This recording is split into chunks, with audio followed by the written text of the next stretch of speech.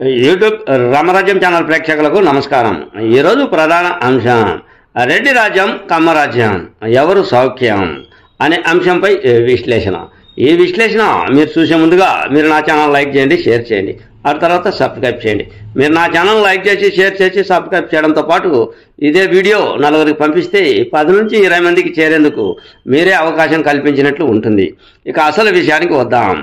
ప్రస్తుతం రాజకీయాలు అనేటివి ఏ విధంగా కొనసాగుతూ ఉన్నాయి అంటే, ఆంధ్రప్రదేశ్ రాజకీయ విషయానికి వస్తే ఒకానొక టైంలో రెడ్డి రాజ్యం, తర్వాత కమ్మ రాజ్యం.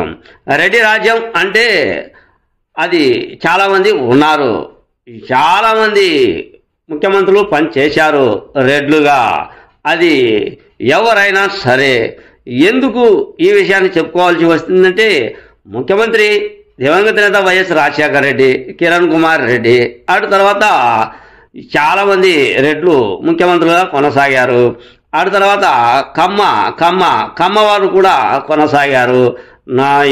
ఎన్టీ రామారావు కావచ్చు, నారా చంద్రబాబు నాయుడు కావచ్చు, వీళ్ళు కూడా కొనసాగుతూ ఉన్నారు. అయితే వీరిద్దరి మధ్య కమ్మ రాజ్యం రెడ్డి రాజ్యం మధ్యనే ప్రజలు ఎవరు సౌఖ్యంగా ఉన్నారు అనేదే ఈ పాత చరిత్ర విషయాన్ని పక్కన పెడితే ప్రస్తుతం ఆంధ్రప్రదేశ్లో జరుగుతున్న రాజకీయం.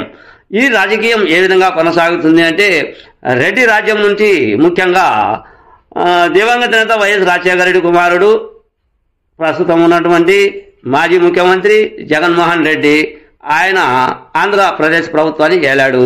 అటు తర్వాత ఆయన రాకముందు నారా చంద్రబాబు నాయుడు, వీళ్ళు కూడా కమ్మ వాళ్ళు ఏలారు ముఖ్యమంత్రిగా. ప్రస్తుతం నారా చంద్రబాబు నాయుడు ముఖ్యమంత్రి బాధ్యతలను చేపడుతూ ఉన్నాడు. అయితే ఈ కమ్మరాజ్యం రెడ్డి రాజ్యాల మధ్య ఎవరు సౌఖ్యంగా ఉన్నారు అంటే, ఎవరు సుఖశాంతులతో వర్తిల్తూ ఉన్నారు అనే అంశాన్ని నేను ఇప్పుడు చెప్పదలుచుకున్నా. ఇది ఎవరిని తప్పులు పట్టడానికి నేను ఈ ఉద్దేశంగా నేను ఈ వీడియో చేయలేదు, నాకున్న అనుభవంతో నేను ఈ వీడియో చేశా. ఇక ప్రస్తుత రాజకీయ స్థితిగతులు ఆంధ్రప్రదేశ్ విషయానికి వస్తే, గతంలో జగన్మోహన్ రెడ్డి రాజకీయం ఎవరు బాగుపడ్డారు, ఎవరు సుఖవంతులు అయ్యారు, ఎవరు సౌఖ్యంగా జీవితాన్ని అనుభవించారు అంటే దాదాపుగా అది వైఎస్ జగన్మోహన్ రెడ్డి కుటుంబమే అనుకోవచ్చు. కార్యకర్తలు కావచ్చు, ఆ తర్వాత నాయకులు కావచ్చు, దాదాపుగా సుఖవంతులుగా లేరు. అందరూ సుఖవంతులుగా ఉంటే జగన్మోహన్ రెడ్డికి 11 సీట్లు పరిమితం అయ్యేటివి కావు.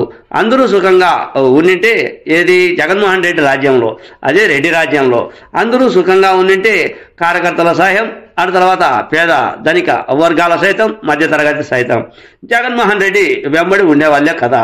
ఇక పేదవారి విషయానికి వస్తే, జగన్మోహన్ రెడ్డి రాజకీయ అంశం విషయానికి వస్తే, పేదవారు చాలా ఇబ్బందులు పడ్డారు. వాళ్ళకు పనులు లేవు, వాళ్ళకు ఉద్యోగ అవకాశాలు లేవు, వాళ్ళు పని బాటలు చేసుకునేందుకు ఎక్కువగా శ్రమ పడాల్సి వచ్చినా కూడా వాళ్ళు కష్టకాయం నమ్ముకుని ఉన్న వాళ్ళకి కేవలం కాలయాపనే జరిగింది. ఆ కాలయాపనలో భాగంగా అందరూ కూడా నిరాశ్రయులు అయ్యారు. పని బాటలు లేకపోవడంతో, పైగా మద్యం అమ్మకాలలో తాగినా కూడా రేట్లు ఎక్కువ, క్యూలో నిలబడి మద్యాన్ని కొనాలి, అది విపరీతమైన రేట్లు. ఒకవేళ తాగినా నాసిరకం మద్యం. ఈ విధంగా పేదరికంలో ఉండేది. ఆ తర్వాత మధ్యరకం కుటుంబం అతలాకుతలం, చాలా ఇబ్బందులు పడ్డారు, ఎన్నో ఇబ్బందులు ఎదుర్కొన్నారు, అతలాకుతల పరిస్థితులు ఎదుర్కొన్నాయి. వారు మధ్యరకంగా చదివించిన వాళ్ళు, వాళ్ళ పిల్లలు, వాళ్ళు చాలా ఇబ్బందులను ఎదుర్కొన్నారు.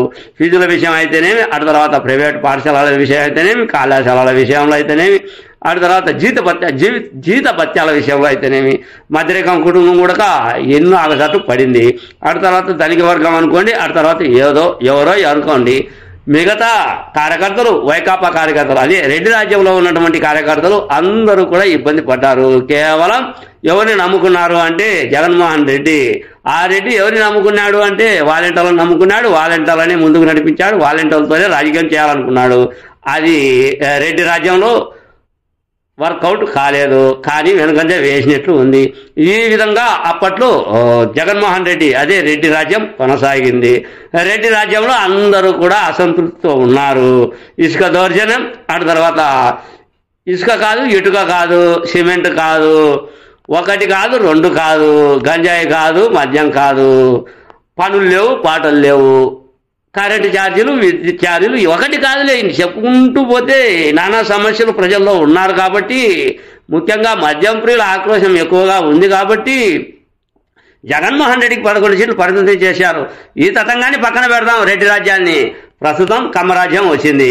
ఈ కమ్మరాజ్యంలో రెడ్డి రాజ్యాన్ని పోల్చుకుంటూ ఉన్నాడు. రెడ్డి రాజ్యం ఎందుకు వెనకబడింది, రెడ్డి రాజ్యానికి ఎందుకు 11 సీట్లు పరిమితం చేశారు, ఇది కాదు. మనం ముందుకు వెళ్ళాలి అంటే, మన కమ్మరాజ్యంలో ఏ విధంగా ముందుకు నడచాలి అంటే అనే ఉద్దేశంతో నారా చంద్రబాబు నాయుడు కొన్ని రకాలైన ప్రణాళికలను రూపొందించాడు, కొన్ని రకాలైన దిశానిర్దేశాలను రూపొందించుకున్నాడు. రాజకీయ చతురత ఆయన అలవాటు చేసుకున్నాడు. రాజకీయంలో అందరినీ కలుపుకొని పోవాలి అనే నానుడి ఆయనలో కలిగింది. భారతీయ జనతా పార్టీ, ఆ తర్వాత పవన్ కళ్యాణ్ పార్టీ, ఆ తర్వాత తెలుగుదేశం కూటమి ప్రభుత్వం ఏర్పాటు చేసుకున్నారు, ముందుకు నడిచారు, వర్కౌట్ అయ్యింది. సరే, వర్కౌట్ అయ్యింది అని చెప్పేసి జగన్మోహన్ రెడ్డి లాగా కేవలం ఆయన భవనంలో ఉన్నట్లు నారా చంద్రబాబు నాయుడు భవనంలో కూర్చోలేదు. నారా చంద్రబాబు నాయుడు సచివాలయానికి వస్తున్నాడు, అందరినీ పరుగులు తీపిస్తున్నాడు, అభివృద్ధి అంటున్నాడు, ఇంకొకటి అంటున్నాడు. ఏ విధంగా జగన్మోహన్ రెడ్డిని ప్రజలు దెబ్బతీశారో వాళ్ళను ముందుకు నడిపించే బాధ్యతను నారా చంద్రబాబు నాయుడు చేపట్టాడు. అంటే మద్యం ప్రియుల కానుంచి, ఉద్యోగుల కానుంచి, నిరుద్యోగుల కానుంచి, కార్మికుల కానుంచి, రైతుల కానుంచి, అమరావతి రాజధాని అభివృద్ధి కానుంచి అనేక రకాలుగా అనేక కార్యక్రమాలను చేపడుతూ ఎన్నో రకాలైన అభివృద్ధి కార్యక్రమాల వైపు ఆయన వెళుతూ ఉన్నాడు. ఎందుకు వెళుతూ ఉన్నాడు అంటే దిక్సూచి అయ్యాడు. ఎవరు రాజకీయ ఫెయిల్యూర్ విషయంలో దిక్సూచి అయ్యాడు జగన్మోహన్ రెడ్డి. జగన్మోహన్ రెడ్డి మాదిరి మనం ఉండకూడదు అనే ఉద్దేశంతో మోహన్ రెడ్డి ప్రభుత్వంలో ఎవరైతే నిరుత్సాహంగా ఉన్నారో, ఎవరైతే డీలాపడి ఉన్నారో, ఎవరైతే ఆక్రోశం చూపి ఆవేశం చూపి ఓట్లన్నీ నారా చంద్రబాబు నాయుడికి కూటమి ప్రభుత్వానికి వేశారో, ఇదంతా అనాలిసిస్ చేశాడు నారా చంద్రబాబు నాయుడు. ప్రస్తుతం అందరినీ ముందుకు నడిపించే పనిలో పడుతూ ఉన్నాడు. తాగుడుపోతూ వాళ్ళ కానుంచి, అంటే మద్యం ప్రియుల కానుంచి, ధరల విషయం కానుంచి అందరూ హ్యాపీనే.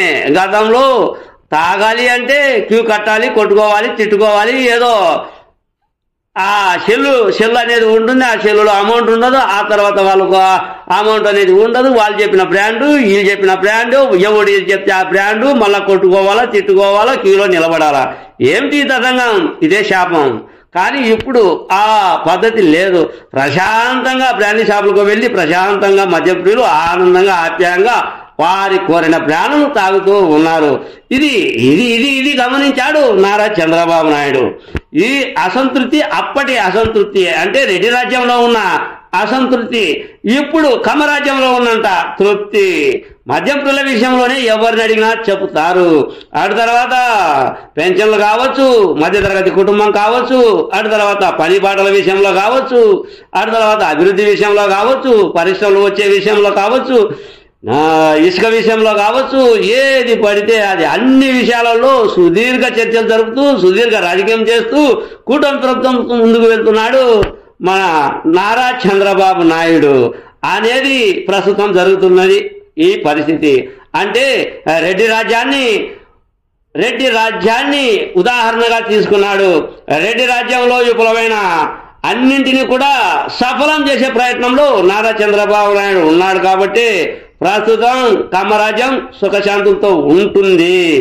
రెడ్డి రాజ్యం ఒక దిక్సూచిగా మారింది. అయితే భవిష్యత్తులో ఏం జరుగుతుందో, ఎక్కడ జరుగుతుందో, మళ్ళీ కమ్మరాజ్యం రెడ్డి రాజ్యానికి పోటీతత్వం ఏర్పడే అవకాశాలు మెండుగా ఉంటాయి.